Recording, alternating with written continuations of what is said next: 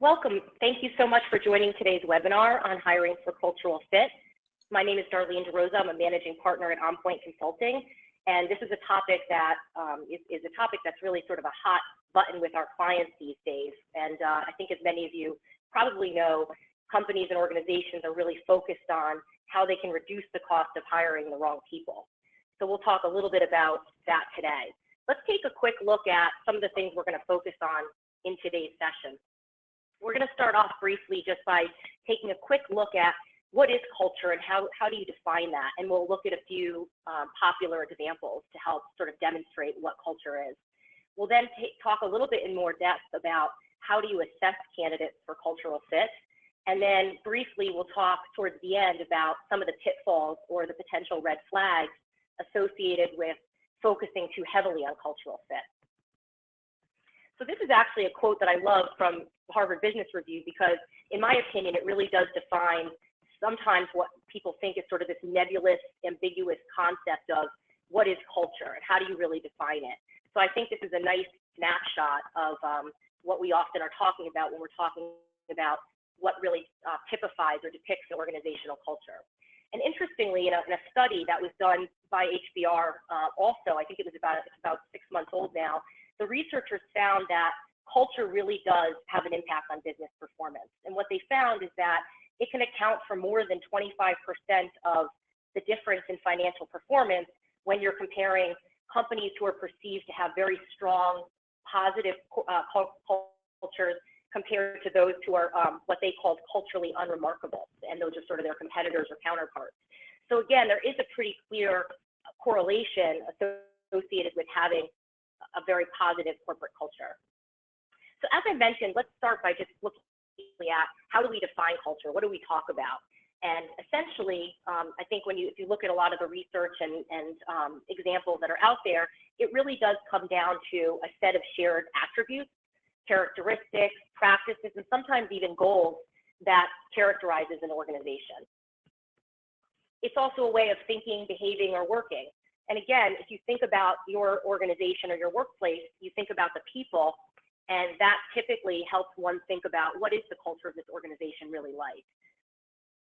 So let's take a look at a few prominent examples. I'm sure most of you are familiar with Zappos, what really started as an online shoe retailer, but has now become almost like a mini Amazon of sorts, selling other products. But they are widely known for their tremendous customer service and have what I would say is sort of a distinctive focus on having a really good customer experience. And one of the things that you may have heard that they do is they require employees, candidates really, to go through a 1-hour cultural fit interview. And then they also reinforce this through a ton of training, call center training, customer service training, and training over time to make sure that people really have that customer-focused mentality. This is a quote from Tony Hsieh, who is the CEO of Zappos, again, who really does focus on what he calls happiness. He's actually going to be coming out with potentially a book on how do you make customers and employees happy, and is looking at sort of a formula for happiness, interestingly. But again, they do have this sort of distinctive focus on both making customers and employees happy. And they do, and you'll see this as we go through the session today, they do really infuse this into all of their hiring practices, into their employee retention and employee engagement practices as well. Another prevalent example, Southwest Airlines, again, probably very familiar to everyone, but a very good example, I think, of where they empower employees to make decisions that are in the best interest of the customer. And then through, if you've ever been on their planes and have looked in their magazines, they have sort of employee snapshots in the magazine each month. They also have video shout outs, and they use Twitter and other sort of social media outlets to really talk about how their employees have gone above and beyond for good customer service. So again, these are some examples of organizations who have fairly distinctive cultures. Not all organizations have cultures that are that distinctive, but I think these are some good examples just to sort of show you what good looks like. And this is a quote from the former CEO, the founder of Southwest. And again, I think this does highlight the importance of culture. Companies like Southwest and Zappos, who do place a tremendous effort on shaping the culture, really do see the return on investment. And again, if you think back to the research I mentioned a few minutes ago, that 25% financial differential, I think that that's, a fairly compelling business case. So why is cultural fit so important? We've talked about Zappos, we've talked about Southwest and some examples, but why do they focus on it? Why do they put so much attention, on this topic? And I think these statistics are also quite compelling. If you look at the cost of replacing an employee, and again, as people become more senior in an organization, these costs can actually become even more extreme than this. We've seen fairly significant turnover costs at the executive level, for example. And again, if you think about this, if employees are aligned with culture, it's more likely that they're focused on bringing in employees who are likely to be engaged and committed, and that really does have an impact on retention, engagement, and productivity. So again, here's some statistics on retention. And I think, again, if you think about some of these organizations that we're looking at, they do tend to retain top performers, and the people who don't stay are typically people who don't fit with their culture or may have other types of issues. But again, I think these statistics on productivity when employees are engaged and committed are actually, quite interesting. And then reputation, and again, this isn't something we probably would have talked about years ago, but thinking about the role of social media and the ability for organizations to really highlight their brands, both positively and negatively. REI, is an example of this, who is a retailer who broke the tradition of closing on Black Friday last year, received, a tremendous response to that, and other retailers followed suit. But I think these examples highlight the fact that good or bad, organizations do get more focus because of social media and the ability for people to interact with them through the web. So let's take a look at sort of where do you start? If you're building an organization, or maybe you're thinking about how do we rethink our culture, perhaps given a new strategy or a shift in your strategic focus, these are some tips and guidelines that you might be able to follow. So again, this sounds really basic, but this is where we see organizations perhaps miss the mark sometimes, really taking time to outline your mission. And as a company evolves, as it shifts, strategic direction, et cetera, there might be a need to redo this over time. Companies are not always static. So I think that's one thing that's really critical. And taking time with both the CEO, the senior team, and other key leaders in the organization to really think about what is the mission of the organization, what are the values, what are our strategic objectives that really sort of set the tone for the culture. A good example of this is American Express, which you can see there, and who's really, very focused in terms of serving customers as a core part of their vision and mission. And then another one would be the Alzheimer's Association, which is dedicated to a world without Alzheimer's. So again, a very simple, compelling mission that then becomes part of their organizational culture and looking at cultural fit when they're hiring people. So once you've done that, it's then really critical to translate that mission into values and behaviors. It's not enough to just define the mission, but translating that mission into what we call what good looks like is really critical. So outlining for people what they need to do to support that mission or that vision. An example here that you can see is Pep Boys, and one of the things that they did in few recent years was really thinking about updating their competencies to align with this customer service orientation. So focusing on hiring and recruiting employees who had customer service backgrounds, but also making sure through performance management and other internal processes that they were really making sure that people had that customer-focused mindset. Another really good example is Wegmans, and many of you may be familiar with them, but they're a grocery store chain, and they opened very selectively because they pay a lot of attention to recruiting and hiring people who fit their culture. And some of their values, as an example, are caring and respect, and they also promise employees a job they will love. And they really do follow that practice. So they train people. They won't open a store until everyone's ready, and they make sure that over time people can take on different roles so that they feel fulfilled and really, happy and engaged. And if you look at their, some of the sort of brand issues with Wegmans, they have a great reputation. They're also almost always among the top of Fortune's best places to work. So So those are a few examples of how Pep Boys, Wegmans, and some of these other organizations have translated their mission into some of the values and behaviors that they're looking for in employees. And then clearly, once you've done that, it's now important to communicate that behavior. So you sort of understand what the expectation is, what good looks like, finding different vehicles to communicate it, and then reinforce it over time is critical. And I think a great example of this is the Zappos culture book. So beginning when they were really sort of building the culture and trying to figure out what characterizes the organization, they reached out to all employees and asked them to write a list of what they say characterizes the culture, and they put that into a culture book initially. They gave every employee a copy of the book, and then every year they now go through and have employees update that, if something shifts or if something changes. But they came out with values like be humble and deliver, through exceptional service. So those are just a few examples of some of those core values. And then reinforcing the behavior. So like I mentioned earlier, Southwest giving the shout out to employees, highlighting outstanding service through the videos and the magazine.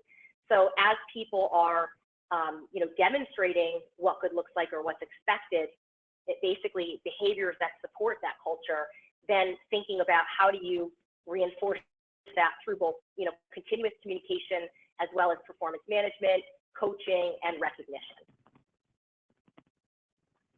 Another interesting thing that Zappos does, which I think is very intriguing actually, is that after a few weeks, they are asked if they like the job, if they feel like the fit is a good, it's a good fit for them, and they're offered $2,000 to quit after the first week of training if they decide that the job isn't for them. Now, some people might say that's absolutely crazy. I can't imagine why you would do that. But again, I think of it more like the employee has had a chance to get a realistic job preview, and if it's not going to work, it's much more cost effective to have that exit, early on versus spending a lot of training and other things that you would have to do. So how do you assess people for cultural fit? I think this is sort of the crux of what we want to talk about today. Again, most organizations do use a variety of assessment tools because again, it's not that you can just sort of have one tool that's going to measure everything that you want in your culture. So the most common, and I'm sure that almost all of you are familiar and or use behavioral interviews, where you're evaluating people based on what they've done in the past, generally anyway, to assess fit with those desired behaviors. So you might be looking at, for example, Zappos is definitely going to be looking at someone who's had a good history of customer service, someone who is collaborative, is willing to speak up, those types of things. And in their 1-hour culture interview, some of the questions that they ask, which are kind of interesting, is on a scale of 1 to 10, how weird are you?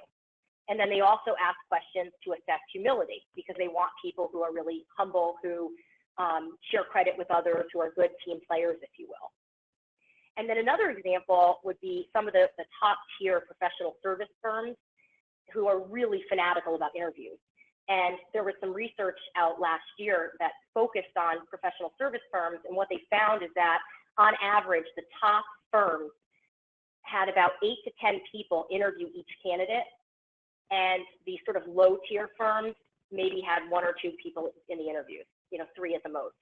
So again, I think really thinking about not only how do you involve people in the interview, people who are familiar with the culture, who would be hopefully objective as to whether someone is a good fit, is actually a best practice.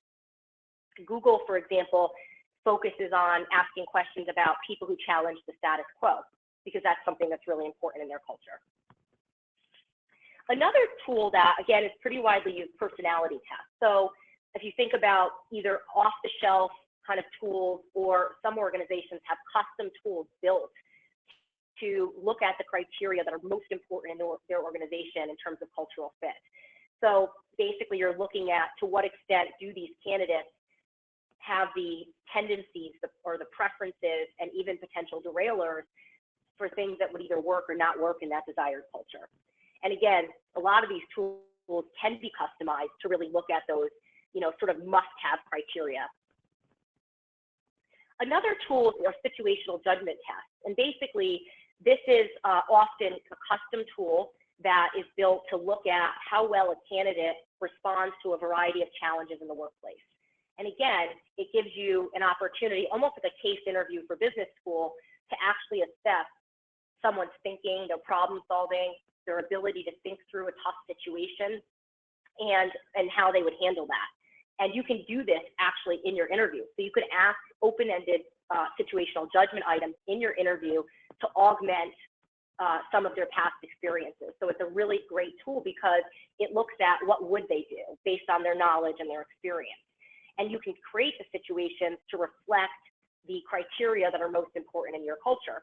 So if customer focus is something that's really critical, having some situational judgment items around tough, customers or tough conversations, things like that would actually be a very good idea. And then in addition, simulation.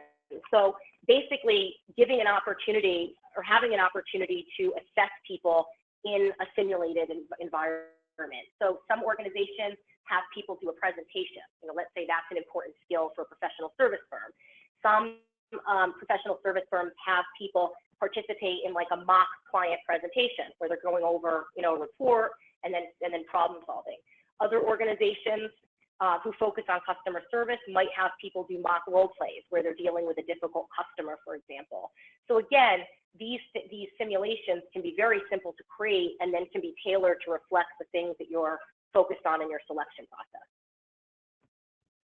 The other best practice is employee involvement. So just like Zappos, when they solicited input on the criteria, their cultural values, their drivers, if you will, it's important to include them in that stage of the process, but it's also important to include them in the interview process, in the selection process. Much like I mentioned earlier with the professional service firms, if these people, these are folks who really are sort of good corporate citizens, if you will, and do depict the corporate culture and are familiar with it, having them involved really does increase the odds that you're going to hire people who fit the culture. And so again, you don't always have to have 8 to 10 people involved in every, with every candidate, but I think really trying to balance objectivity with subjectivity is the best practice here. You can have employees involved in the simulations, like the role plays. They could be a part of an interview, and Zappos even, takes people out for a drink and, does some sort of fairly unconventional things. They have coffee chats. So just different ways to engage people, and it doesn't always have to be during the formal interview process.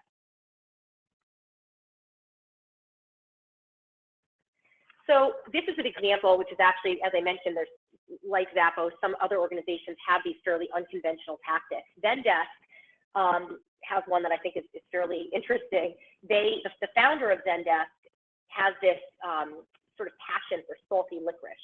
So what he decided to do early on when they were building the organization was give people who are finalists a piece of this licorice and ask, just sort of gauge their reaction. And so in an article that I read, he mentioned that some woman had a very diplomatic response and sort of pretended that she liked it, was trying to be diplomatic, but they really prefer people who are going to be authentic and be open about the taste if it's not something that they really like. So again, we're not saying that you have to do anything like this, but I think the idea is try to balance the rigor with some of the art with the science, basically, and also think about which of these tools is actually going to work in your organization when you think about your selection process. So we've talked a lot about, hiring for cultural fit is important. We've talked about why cultural fit is really important from a retention standpoint, an engagement standpoint, and how much, money it potentially saves. But there are, a few sort of words of advice, if you will. And again, I think generally culture is really good and that it does, in your hiring process, really make a huge impact. But there are a few things, as I mentioned earlier, to watch out for. So one study found that we tend to favor, human beings favor people who are like us. It's just sort of part of our DNA. So it's important to involve many people and use objective tools to make sure that we're not, discriminating inadvertently. We're sort of balancing our bias and also that we're enhancing our hiring decisions. So again, you want people who fit the culture, but we need to balance that. The other thing is that just because someone fits the culture and is likable doesn't mean that they're really the most qualified candidate.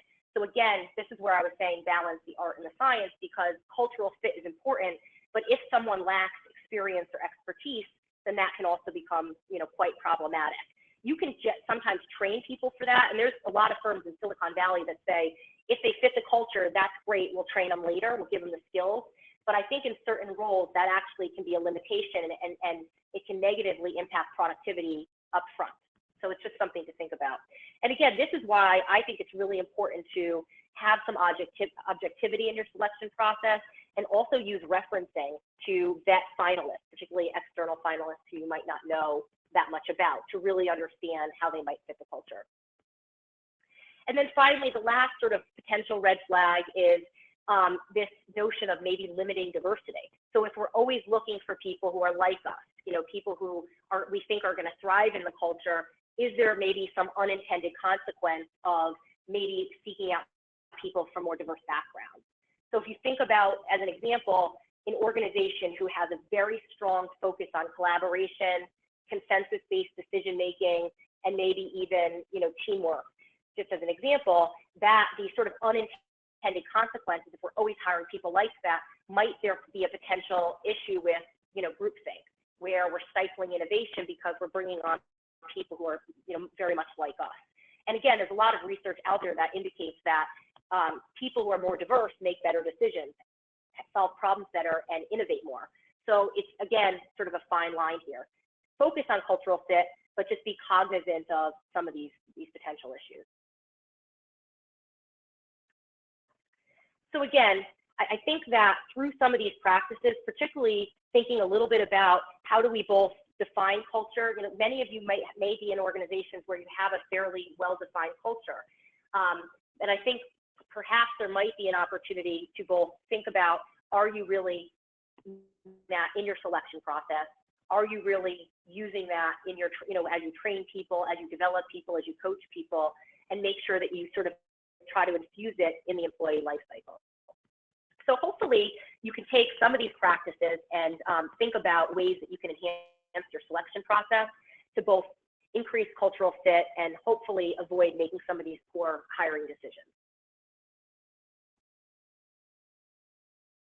Okay, John, maybe we can take time for a few questions. Sure, sounds good. First question is, should you advertise or promote your culture on your website and social media sites?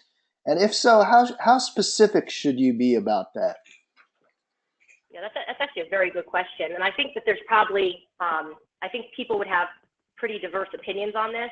I think that there are organizations who have such well-defined cultures that through, like it's showing employee testimonials and really giving people an opportunity to observe what the organization is like certainly has its advantages. So if you think about, candidates or employers of choice who are looking to work in these organizations, having some of that information up front does give them a realistic job preview. Is this the kind of place I want to work for? So I think that that's one potential advantage of trying to showcase some of your corporate culture on your website, in your your intranet, all of your internal stuff as well. And I think that definitely gets translated externally through Twitter, customer reviews, all those types of things. I think potentially though, you have to be aware of how much information do you really need to or want to share? And I think that it really is a balancing act there. Tracy wants to know if we will be sending out the slides and the presentation in a recorded form, and the answer is yes. And then Laura would like to know, do you have any good reference websites for some of these behavioral interview questions, or any kind of reference for those things? Yeah. Let me think about that. You know what, if you could email me, I could send you some potential websites and some resources that might be helpful. I think the critical thing to think about is, there are generic interview guides, and you can certainly start with that, but then try to tailor it to really focus on the 3 or 4 things that are most relevant to your culture or your organization and to success in the role. So I think again, we can provide you with some resources around that, and I'm certainly happy to, but I want to make sure that you are able to tweak it a little bit to make sure we're measuring things that are most important for you. And as a kind of a follow-up to that question, couldn't some of these off-the-wall interview questions actually turn off candidates and cause them to go away? Yeah, I absolutely. I mean, look, I've met people in my prior role at Russell Reynolds when I worked for a recruiting firm who were definitely not a fit for like a company like Google. I mean, the culture is so strong. They just have said to me, I wouldn't feel comfortable there. Like I don't fit in. So I think that, you always have to think about the legal defensibility of some of these weird techniques that people use to hire. But I also think that that's a really good point because, and what some people would say, and I think Google would say this is, well, look, if you're not a fit, it's better you walk away, right? So I do think that it does give people sort of an opportunity to understand the organization and assess the extent to which they'll really fit with that culture. Do you see any special challenges in terms of cultural fit with age groups like millennials or older folks? No, not that I've seen. I think again, I think people in certain age groups might self-select out of different companies.